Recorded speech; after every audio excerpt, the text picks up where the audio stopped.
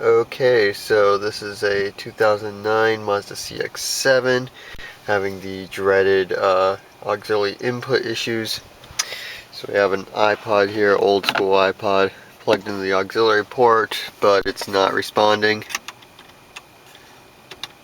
CD tells me no disk, but when I hit media, the aux port just doesn't respond. So I presume there's something wrong with the aux port itself. We have tried different devices and different cables, but none of it works. So I'm going to pop out the aux port module. We'll see what's going on in there. I'm suspecting either broken solder joints, or I might have to bridge something in there. So there's the aux port module pulled out. Obviously you can't see anything, so take this inside, throw it on the electronics workbench, and see what we can find. Okay, so we're on the bench now. I'm sorry if it's a bit hard to understand me. I'm actually sick right now. I'm still trying to get a few things done. I've taken the module out of the casing, so there's the casing if you want to see that. There's not a whole lot to it. It's just a connector, headphone jack, and then a PCB board to connect the two together. So one of my first theories to why this wasn't working is that maybe the solder joints were broken or cold or something.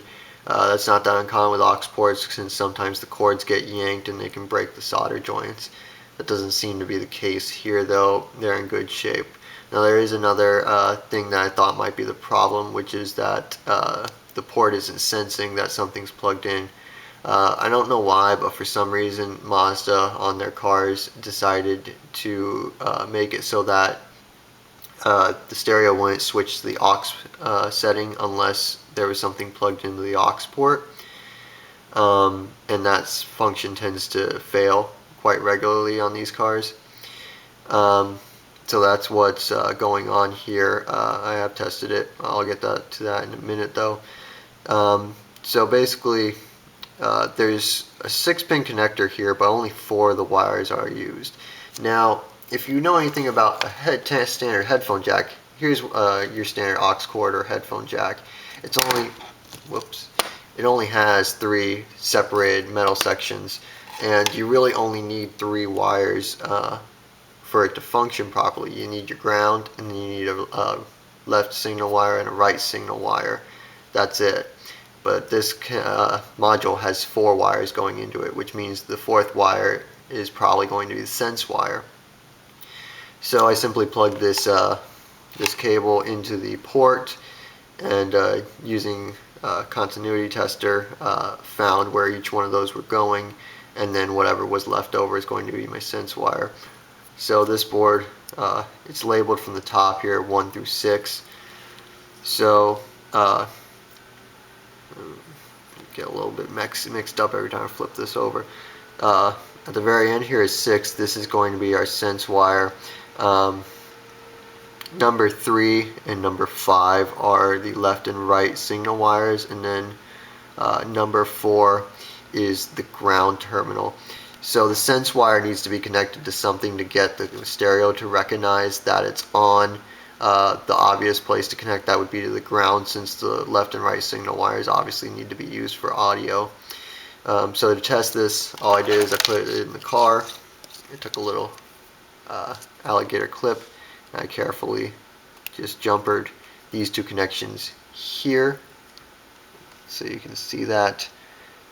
The reason that works, even though pin 3 is the ground, is because you see this trace. It goes all the way around the board. That's the ground trace, and then it ties in here, which is right next to where the sense wire ties in. So all I'm going to do is I'm going to get the soldering iron out, and I'm going to bridge these 2 connections right here. That way the stereo will think that there's always something plugged in, and the aux port will be able to function like normal. Alright, so I'm all done with the aux port. You can see there's our 2 terminals where I bridged the sense wire to the ground plane. So now we'll simply put this back together. Snaps right in, and now we will go put it back in the car and see how it works.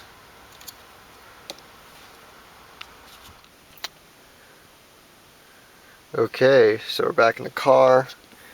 Have the auxiliary port module reinstalled. Got the same cord and iPod connected. Flip it on and it should go to FM because that's what it was on before. Okay, we hit the media button and we have aux. Hit the play on the iPod and it works. Only coming out of one speaker because of a different issue, but it works. Okay, so it's only coming out of that speaker because that's the only speaker that works on this car. All the other ones are shot. They've been like that for a long time. I always get this question, and I know people are going to ask it, if this will work on your car. The only car I know for sure that exactly what I just did will work on is the CX7. The issue with the sense wire, or the sense function, is pretty common to a lot of different Mazda models. And it probably occurs on other makes, although I haven't messed with them. The big thing though is that the Mazda, the CX-9, the Mazda 6, the Mazda 3, those all have a different auxiliary port module, and they probably have different pinouts. So you would have to use a different pinout. You could probably do this on those, but you're going to need to figure out which wires you need to ground out on your own.